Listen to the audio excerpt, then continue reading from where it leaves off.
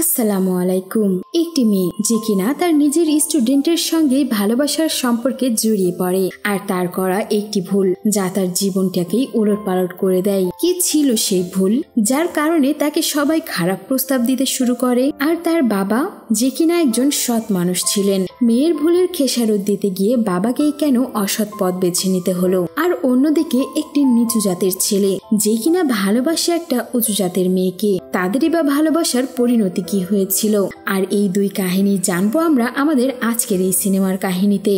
আমাদের আজকের সিনেমার নাম হলো মানসান। আর এই সিনেমা আপনাকে অনেক কিছু শিখিয়ে যাবে, যার জন্য এই সিনেমাটি ছেলে বা মেয়ে সবারই একবার হলেও দেখা উচিত। আর এই সিনেমাটি দেখলে আপনি আপনার চোখের পানি ধরে রাখতে পারবেন না। তাহলে চলুন দেরি না করে শুরু থেকে শুরু করা যাক। সিনেমার শুরুতেই আমাদের সিনেমার মেন ক্যারেক্টার দেবীকে দেখানো হয়, যে কিনা বসে থেকে পর্ন ভিডিও দেখছিল, কারণ সে তার বয়ফ্রেন্ডের সঙ্গে আজকে কিছুটা সময় একা পার করতে যাচ্ছে, যার কারণেই সে এই ভিডিওগুলো দেখছিল। এর আগে সে তার বয়ফ্রেন্ডের সঙ্গে কখনোই এমন ভাবে দেখা করেনি। আর এরপর আমরা দেখতে পাই দেবী রেডি হয়ে তার বয়ফ্রেন্ডের সঙ্গে দেখা করার উদ্দেশ্যে রওনা দিয়েছে। সে একটি বাথরুমে গিয়ে নিজের জামা খুলে শাড়ি পরে, কারণ সে চায় তার বয়ফ্রেন্ড তাকে দেখে মুগ্ধ হয়ে চেয়ে থাকুক। আর এরপর দেখা যায় তারা দুজন একটি হোটেল রুম ভাড়া নিয়ে সেখানেই দেখা করছে। দেবী তার বয়ফ্রেন্ডকে দেখে অনেক খুশি হয়, কারণ এটাই তার প্রথম বয়ফ্রেন্ড। আর এইভাবেই দেখতে দেখতে একটা পর্যায়ে তারা উত্তেজিত হয়ে ইন্টিমেট হতে শুরু করে। আর অন্যদিকে দেখা যায় তাদের হোটেল মালিক পুলিশকে খবর দিয়ে দিয়েছে যে একটা যুবক আর একটা যুবতী মেয়ে তাদের হোটেলে উঠেছে, কারণ পুলিশকে যদি হোটেল মালিকরা এইসব খবর দেয় তাহলে তাদেরকে টাকা দেওয়া হয় তার বিনিময়ে। আর এই পুলিশ ইন্সপেক্টরের নাম হচ্ছে মিশ্র। আর অন্যদিকে আমরা দেখতে পাই দেবী ও তার বয়ফ্রেন্ড বেশ ভালো মুহূর্ত কাটাচ্ছে, কিন্তু হুট করে কে যেন তাদের দরজায় নক করে। দুজন তো বেশ চমকে ওঠে। বাইরে থাকা লোকটি পীযূষ আর দেবীকে দরজা খুলতে বলে। পীযূষ দরজা খুললেই দেখে পুলিশ দাঁড়িয়ে রয়েছে, আর এটা দেখে তারা দুজনেই বেশ ভয় পেয়ে যায়। ইন্সপেক্টর মিশ্র ভেতরে আসার পরই তার মোবাইল ফোনটার ক্যামেরা অন করে দেবীর ভিডিও করতে শুরু করে। ইন্সপেক্টর মিশ্র তখন পীযূষকে বলে, আমি এখনই তোর বাবা মাকে ফোন করে সবকিছু জানাবো, মিডিয়াকেও ডাকবো, যাতে সবাই তোদের এই কুকৃতি নিজের চোখে দেখতে পারে। পীযূষ তখন কাঁদতে কাঁদতে ইন্সপেক্টরকে বলে, প্লিজ স্যার এমনটা করবেন না, আমি একজন স্টুডেন্ট। কিন্তু ইন্সপেক্টর তার কোনো কথাই শোনে না, উল্টো পীযূষকে মারতে শুরু করে। আর মোটা অঙ্কের একটা টাকাও দাবি করে সে। ইন্সপেক্টর তখন তাকে বলে, তুই যদি আমাদের এই টাকাটা দিয়ে দিস তাহলে এই খবর কাউকেই বলবো না, কেউ জানতে পারবে না। পীযূষ তখন বলে, স্যার আমি তো একজন স্টুডেন্ট, এতগুলো টাকা আমি কোথায় পাবো? আমার কাছে তো এতগুলো টাকা নেই। প্লিজ স্যার আপনারা মিডিয়া ডাকবেন না, তাহলে আমাদের জীবনটা নষ্ট হয়ে যাবে। আর এইসব কথা বলতে বলতে পীযূষ বাথরুমের ভেতরে নিজেকে লক করে নেয়।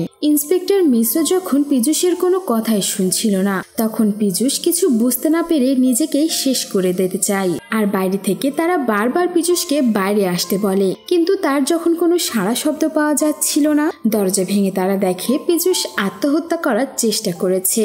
এইটা দেখে তারা তাড়াতাড়ি অ্যাম্বুলেন্স ডেকে পীযূষকে হাসপাতালে নিয়ে যায় আর দেবীকে ধরে পুলিশ স্টেশনে নিয়ে যায়। দেবীকে থানায় নেওয়ার পর তার বাবাকেও ডেকে পাঠানো হয়। তার বাবাকে সেই ইন্সপেক্টরটি বলে, এখন আপনার মেয়েকে জামিন দিচ্ছি, কিন্তু এরপর আপনাকে আর আপনার মেয়েকে আবারও ডাকা হবে। কিন্তু দেবীর বাবা ইন্সপেক্টরকে বলে, স্যার পরে কেন, এখনই সবকিছু মিটমাট করে নিলে হয় না? তখন ইন্সপেক্টর বলে, এখনই কিভাবে মিটমাট করবেন? যদি সেই ছেলেটার কোনো কিছু হয়ে যায় তাহলে তার দায় কে নেবে? আমরা নেব। ছেলেটা যদি মারা যায় তাহলে সব দায়ভার আপনার মেয়েকে নিতে হবে। এখন এখান থেকে চলে যান, পরে ডাকলে তখন আসবেন। এরপর সিন কাট হলে দেখা যায় দেবী তার বাবার সঙ্গে বাড়িতে ফিরে আসছে। বাড়িতে এসে দেবী যখন তার বাবাকে খেতে দেয়, সে ভাত না খেয়ে উল্টো দেবীকেই মারধর করতে শুরু করে। আর মারবেই বা না কেন, মেয়ে যেই কাজটা করেছে এরপর তো তাকে মারাই উচিত। এদিকে দেবীর বাবা যখন তাকে মারছিল, দেবীও কোনো বাধা দেয় না। সে বুঝেই উঠতে পারছিল না যে তার এখন কি বা করা উচিত। এরপর সিন কাট হলে আমরা দীপক নামের একজন ছেলেকে দেখতে পাই, যে কিনা ইঞ্জিনিয়ারিং কলেজে পড়তো, কিন্তু তার বাবা পেশায় একজন ডোম। তার বাবা মৃতদেহ সৎকারের কাজ করে থাকে। ডোম হওয়া সত্ত্বেও ছেলেকে যেন এই কাজ না করতে হয়, সেই জন্যই তার বাবা তাকে ইঞ্জিনিয়ারিং কলেজে ভর্তি করিয়েছে। আর একদিন কলেজ শেষ হওয়ার পর দীপক তার বন্ধুর সাথে কোথাও যাচ্ছিল। আসলে সেই দিন তার বন্ধুর গার্লফ্রেন্ডের বার্থডে ছিল, তাই সে তার গার্লফ্রেন্ডকে একটি টেডি বিয়ার উপহার দেওয়ার জন্য যাচ্ছিল। আমরা দেখতে পাই দীপকের বন্ধুর গার্লফ্রেন্ড পূজা তার বান্ধবীকে নিয়ে ফুচকা খাচ্ছিল। তখনই তার বন্ধু গিয়ে তার গার্লফ্রেন্ডকে টেডি বিয়ারটি দেয়। আর তখন পূজার বান্ধবী শালু বলে, তুমি যে তাকে এই টেডি বিয়ারটা গিফট করছো, ওর বাড়ির লোক জিজ্ঞেস করলে ও কি বলবে যে কি দিয়েছে এই টেডি বিয়ারটা? তোমার গিফটটা এখন তুমি নিয়ে যাও। আর অন্যদিকে দীপক শালুকে প্রথমবার দেখেই তাকে ভালোবেসে ফেলে। আর এরপর সিন কাট হলে আমরা আবারও দেবীকে দেখতে পাই। দেখা যায় ইন্সপেক্টর মিশ্র তার বাড়িতে এসেছে। দেবী তাকে বাড়ির ভেতরে নিয়ে এসে বসতে বলে। তখনই ইন্সপেক্টর মিশ্র বলে পীযূষ মারা গেছে, কারণ সেদিন সে যখন আত্মহত্যা করার চেষ্টা করেছিল তখন সে তার হাত কেটেছিল।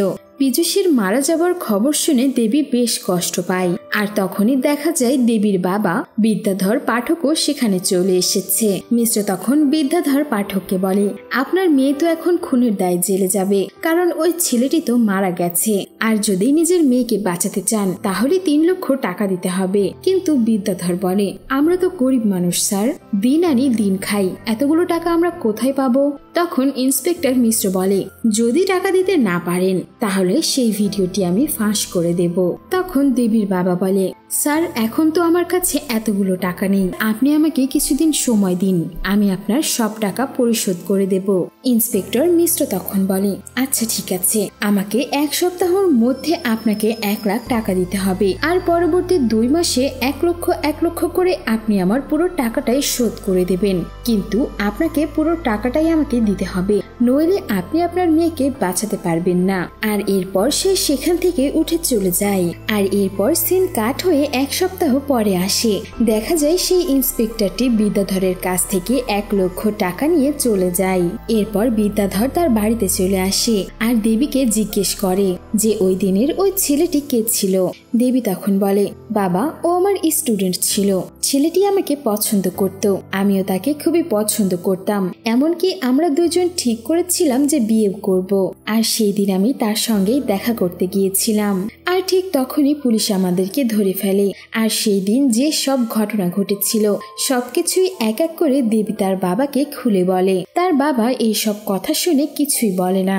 আর এর পরের দিন আমরা বিদ্যাধরকে তার দোকানে দেখতে পাই। তার দোকানে কাজ করা ঝন্টা নামের সেই ছেলেটি এসে তাকে বলে, আজকে আমি নদী থেকে অনেক খুচরো টাকা জমা করেছি। আসলে সেখানে যে নদী আছে ওইখানের কিছু মানুষ কিছু খুচরো টাকা নদীর পানিতে ফেলে দেয় আর বাচ্চাদেরকে একটি নির্দিষ্ট সময়ের মধ্যে পানি থেকে ওই টাকাগুলো তুলে আনতে বলে। আর সেখানে যারা দর্শক থাকে কিছু কিছু লোক ওই বাচ্চাদের উপর বাজি ধরে। ঝন্টাও সেই খেলাতেই অংশগ্রহণ করেছিল, তাই ঝন্টা বলে আজকে সে সবচাইতে বেশি টাকা পেয়েছে। বিদ্যাধর তখন সেই পুচকিকে বলে, এসব অসৎ পথে টাকা কামাই করে কোনো লাভ নেই, এই টাকা তুই ধরে রাখতে পারবি না, তাই এসব কিছু বাদ দিয়ে দে। আর এদিকে বিদ্যাধর তার জীবনের শেষ সম্পর্কটুকু ওই ইন্সপেক্টরের হাতে তুলে দেয়, যার কারণে তার সংসার চালানোটাই যেন মুশকিল হয়ে পড়ে। সে কিছুতেই বুঝতে পারে না সে কি করবে এখন। আর অন্যদিকে একদিন দেবীকে ফোন করে তার কোচিং সেন্টারের মালিক তাকে একটা খারাপ প্রস্তাব দেয়। সে দেবীকে বলে দেবী যদি তার সঙ্গে একটা রাত কাটায় তাহলে সে দেবীকে অনেকগুলো টাকা দেবে। যেটা শুনে রীতিমতো তো দেবীর মাথায় আগুন ধরে যায়। আর সে পরের দিন কোচিং সেন্টারে গিয়ে তার সমস্ত কাগজপত্র নিয়ে চাকরি ছেড়ে দিয়ে বাড়িতে চলে আসে। আসলে এখানে দেবী যে ওই ছেলেটির সঙ্গে হোটেল রুমে গিয়েছিল সেই কথাটি কোচিং সেন্টারে কোনোভাবে তারা জানতে পেরে গেছে। এরপর সিন কাট হলে আমাদের দীপক নামের সেই ছেলেটিকে দেখানো হয়। দীপক তার বন্ধুকে বলছে, তোর গার্লফ্রেন্ডের ওই যে একটা বান্ধবী আছে না, শালুকে আমার খুব পছন্দ হয়েছে, তোর গার্লফ্রেন্ডকে একটু বলে দেখ না আমাকে হেল্প করে কিনা। দীপকের বন্ধু তখন তাকে বলে, তুই কি ভেবেছিস শালুকে বলবে আর ও রাজি হয়ে যাবে? তুই এক কাজ করতে পারিস, ফেসবুকে ওর সঙ্গে যোগাযোগ করে দেখতে পারিস। ফেসবুকে ফ্রেন্ড রিকোয়েস্ট পাঠা, আর এরপর তুই তার সঙ্গে নিজে থেকে কথা বলতে পারবি।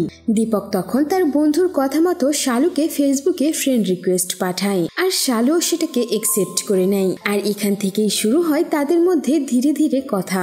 দীপক শালুকে এতটাই ভালোবেসে ফেলে যে সে তার ফেসবুক প্রোফাইল থেকে ছবিটি প্রিন্ট আউট করে, আর যখনই তার ইচ্ছা হয় সে তখনই শালুর ছবি দেখে আর মিষ্টি মিষ্টি হাসতে থাকে। আর এরপর সিন কাট হলে আমরা দেখতে পাই দীপক শালুকে রাজি করিয়েছে যে তারা দেখা করবে। তারা একটি রেস্টুরেন্টে দেখা করে, আর দীপক সেখানে তার মনের কথাটা শালুকে জানিয়ে দেয়, আর শালু ও দীপকের কথাতে রাজি হয়ে যায়। আর এরপর থেকেই শুরু হয় তাদের মিষ্টি প্রেম কাহিনী। দুজন একসঙ্গে মেলায় ঘুরতে যায়, ঘন্টার পর ঘন্টা ফোনে কথা বলে, একে অপরের দিকে তাকিয়ে দুজনে পার করে দেয় ঘন্টার পর ঘন্টা। আর এরপর সিন কাট হয়ে চলে আসে দেবী পাঠক ও তার বাবা বিদ্যাধরের কাছে। দেখা যায় বিদ্যাধরের ব্যবসা কোনো মতেই চলছে না, তারা কিভাবে দিন পার করবে সেটার চিন্তায় পড়ে গেছে বিদ্যাধর পাঠক, কারণ তার কাছে থাকা শেষ সম্পলটুকুও তো সে ইন্সপেক্টরকে দিয়ে দিয়েছে, আরো টাকা বাকি রয়েছে, যার জন্য বিদ্যাধর একদিন তার পরিচিত একজনের অফিসে নিয়ে যায় দেবীকে একটি চাকরির আশাতে। বিদ্যাধর লোকটিকে গিয়ে বলে, আমার মেয়ে না অনেক ভালো কম্পিউটার চালাতে পারে, একটা যদি চাকরি হতো তাহলে আমাদের খুবই উপকার হতো। আর লোকটি দেবীকে রিসেপশনের একটা কাজ দেয়, কিন্তু দুর্ভাগ্য তো আর দেবীর পেছন ছাড়বে না। সেই অফিসেও দেবী বেশি দিন কাজ করতে পারে না, কারণ সেখানে কাজ করা একটি ছেলে দেবীকে বারবার ফোন করে কুপ্রস্তাব দিতে শুরু করে, যাতে দেবী ওই ছেলের সঙ্গে একাকী কিছু মুহূর্ত কাটায়। তাই দেবী সেই কাজটিকেও ছেড়ে দিয়ে চলে আসে। বিদ্যাধর তার মেয়েকে জিজ্ঞেস করে, চাকরিটা ছেড়ে দিলে কেন? দেবী তখন তার বাবাকে বলে, বাবা, ওখানে কাজ করা আমার পক্ষে একদমই সম্ভব নয়, কারণ সেখানে থাকা একটি ছেলে আমাকে বারবার খারাপ প্রস্তাব দিচ্ছে। আর এইটা শুনে বিদ্যাধর কিছু বলতেও পারে না, সে তো পড়ে যায় মহা টেনশনে, কি করেই বা সে তার সংসার চালাবে। আর এরপর আমাদের দেখানো হয় বিদ্যাধর ঝন্টুর সঙ্গে সেই নদীর পাড়ে এসেছে, যেখানে বাজি ধরা হতো নদী থেকে টাকা তুলে আনা নিয়ে। বিদ্যাধর তখন ঝন্টুকে বলে, তুই যদি আজকে নদী থেকে সবচাইতে বেশি টাকা কুড়িয়ে আনতে পারিস তাহলে তোকে আজকে সারাদিন দোকানের কোনো কাজই করতে হবে না। সে ঝন্টাকে নিয়ে নদীর পাড়ে যায়, আর ঝন্টার উপরে অনেকগুলো টাকা বাজি ধরে যে ঝন্টাই আজকে সবচাইতে বেশি টাকা নদীর পানি থেকে কুড়িয়ে নিয়ে আসবে। আর ঠিক তেমনটাই হয়, সেখানে থাকা বাচ্চাগুলোর মধ্যে ঝন্টাই সবচাইতে বেশি টাকা নদীর পানি থেকে তুলে নিয়ে আসে, আর বিদ্যাধর বাজি জিতে যায়। আর এইভাবেই নিজের মেয়েকে বাঁচাতে গিয়ে সৎ ব্রাহ্মণ মানুষটিও অসৎ পথে টাকা উপার্জন করতে শুরু করে। এরপর সিন চলে আসে আবারও দীপক আর শালুর কাছে। তাদের প্রেমটা বেশ ভালোই চলছিল, আর একদিন শালুর জন্মদিন চলে আসে। সে শালুর জন্মদিনে গিফট হিসেবে একটি রেডিও দেয়, কারণ শালু গান শুনতে অনেক ভালোবাসে। এমনকি বাইকে করে তারা নদীর পাড়েও ঘুরতে যায়, সেখানে বসে বেশ কিছু সময় তারা গল্প করতে থাকে। আর এইভাবে বসে বসে গল্প করতে করতে দীপক শালুর বেশ খানিকটা কাছে চলে আসে, আর শালুও তাতে সায় দেয়, আর তারা একে অপরকে কিস করতে শুরু করে। আর এভাবেই বেশ খানিকটা সময় তারা একসঙ্গে পার করে। রাত হলে দীপক শালুকে তার বাড়ির কাছে নামিয়ে দেয়, আর দীপক শালুকে বলে, আচ্ছা শালু, তুমি কি আমাকে বিয়ে করবে? শালু তখন বলে, হ্যাঁ করব। দীপক বলে, কিন্তু তোমার বাড়ির মানুষ যদি আমাকে পছন্দ না করে? শালু তখন দীপককে বলে, বিয়ের সময় হলে তখন মা বাবাকে আমরাই জানিয়ে দেব।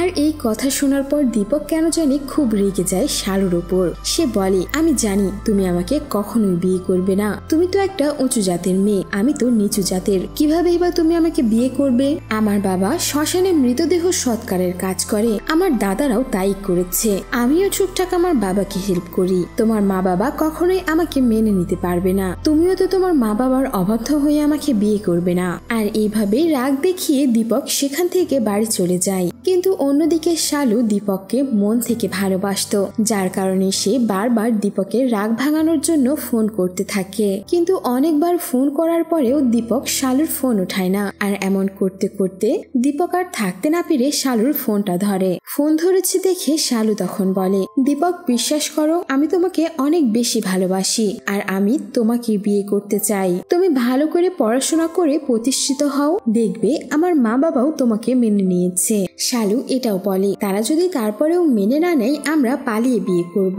আর শালুর এইসব কথা শোনার পর দীপক খুব খুশি হয়। সে খুব মনোযোগী হয়ে তার পড়াশোনাও করতে শুরু করে। সে বিভিন্ন জায়গায় জায়গাতে নিজের জন্য চাকরির ইন্টারভিউ দিতে শুরু করে। আর অন্যদিকে শালু দীপককে আগে জানিয়ে দিয়েছিল যে সে তার বাবা মায়ের সঙ্গে দূরে একটা জায়গায় বেড়াতে যাচ্ছে, কয়েকদিনের মধ্যেই চলে আসবে। একদিন রাতে যখন দীপক ঘুমাচ্ছিল তখন একটি লোক দীপকের কাছে এসে ঘুম থেকে ডাকে আর বলে, একটি বাস অ্যাক্সিডেন্ট করে অনেকগুলো মানুষ মারা গেছে, তোমার বাবা একসঙ্গে এত মানুষের সৎকার একা হাতে করে উঠতে পারছে না, তাই জলদি জলদি চলো। দীপকও লোকটির কথা শুনে শ্মশান ঘাটে চলে আসে আর দীপক তার বাবাকে সাহায্য করতে শুরু করে। সে একটি লাশকে পোড়ানোর জন্য চিতা তৈরি করে আর তখনই সেখানে একটি মেয়ের লাশ উঠিয়ে দেওয়া হয়। দীপক দেখতে পায় লাশটির হাত বাইরে বের হয়ে গেছে। সে হাতটিকে যখন তুলে দিতে যাবে তখন দেখতে পায় হাতে একটি লাল পাথরের আংটি রয়েছে। এই আংটি দেখে দীপক একটু চমকে ওঠে, কারণ ঠিক এরকমই একটি আংটি শালুর হাতেও ছিল। সে চেহারা দেখার জন্য সাদা কাপড়টি মুখের ওপর থেকে সরায় আর এইটা দেখে সে চমকে ওঠে আর মাটিতে পড়ে যায়, কারণ এটা অন্য কেউ না, এটা শালু ছিল। শালু তার বাবা মায়ের সঙ্গে যে বেড়াতে যাচ্ছিল, সেই যাওয়ার সময় বাস অ্যাক্সিডেন্ট করে শালু সেখানেই মারা যায়। আর দীপক অজান্তেই নিজের হাতে শালুরই চিতা সাজিয়ে ফেলেছে আর সে বুক ভরা কষ্ট নিয়ে নিজের হাতেই শালুর চিতায় আগুন দিয়ে দেয়। শালুর হাতে থাকা সেই আংটিটি স্মৃতি হিসেবে সে নিজের কাছে রেখে দেয়। সে শালুর চিতার পাশে বসে থেকে হাউমাউ করে কাঁদতে থাকে আর তার দুই বন্ধু এসে দীপককে সামলানোর অনেক চেষ্টা করে, কিন্তু দীপক যেন তার আবেগকে আটকে রাখতেই পারছিল না, কারণ সে এই প্রথম কাউকে এতটা ভালোবেসেছিল, সেও কিনা আজকে চলে গেল। আর দীপক নিজের হাতেই তার ভালোবাসার মানুষটির সৎকার করলো। শালুর মৃত্যুর পর দীপক যেন কেমন একটা হয়ে যায়, কোনো কিছুতেই মন বসাতে পারে না, সব সময় চুপচাপ বসে থাকে, পড়াশোনা করে না, কোনো কাজও করতে পারে না সে। দীপক প্রতিদিন শালুকে মিস করতে থাকে, কিন্তু তারপরেও সে শালুকে কোনোভাবেই ভুলতে পারে না। শালুর সঙ্গে কাটানো সেই স্মৃতিগুলো যেন দীপককে আরো বেশি আঁকড়ে ধরে। একদিন দীপক নদীর ধারে বসে মনোযোগ দিয়ে শালুর সেই আংটিটি দেখতে থাকে আর হুট করে সে সেই আংটিটিকে নদীর পানিতে ফেলে দেয়, কারণ সে খুব ভালোভাবেই বুঝতে পেরেছিল এই আংটি যতদিন তার কাছে থাকবে সে কোনোভাবেই শালুকে ভুলতে পারবে না, যার কারণে সে সেই আংটিটিকে ছুঁড়ে পানির ভেতরে ফেলে দেয়। আর এরপর সিন কাট হয়ে আমাদের সেই ইন্সপেক্টর ও বিদ্যাধরকে দেখানো হয়। ইন্সপেক্টর ঋষি বিদ্যাধরের কাছ থেকে বাকি টাকাটা নেওয়ার জন্য এসেছে, কিন্তু বিদ্যাধর বলে, স্যার আমি পুরো টাকাটা অ্যারেঞ্জ করতে পারিনি, এখানে 1 লাখ টাকার কম রয়েছে, আপনি এই মাসে এটা রাখুন, সামনে মাসে আমি আপনার পুরো টাকাটাই পরিশোধ করে দেব। কিন্তু ইন্সপেক্টর মিশ্র তো নাছোড়বান্দা, সে বিদ্যাধরের কোনো কথাই শোনে না, বরঞ্চ বলে, তুমি যে বাইকটা চড়ে আমার কাছে দেখা করতে এসেছো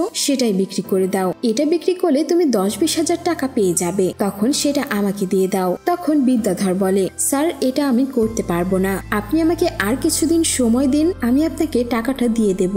ইন্সপেক্টর মিশ্র কোনো উপায় না পেয়ে সেই টাকাটাই নিয়ে নেয় আর বলে, ঠিক আছে আমি সময় দিয়ে যাচ্ছি, কিন্তু এর পরের মাসে এসে আমি পুরো টাকাটাই যেন পেয়ে যাই। আর এরপর সে সেখান থেকে চলে যায়। আর এরপর দেখা যায় ঝন্টু নদীতে একদিন একটি আংটি পড়ে পেয়েছে, যেটা সে এনে বিদ্যাধরকে দেয়। আর এইটা শালুর আংটি ছিল, যেটা দীপক নদীর পানিতে ফেলে দিয়েছিল।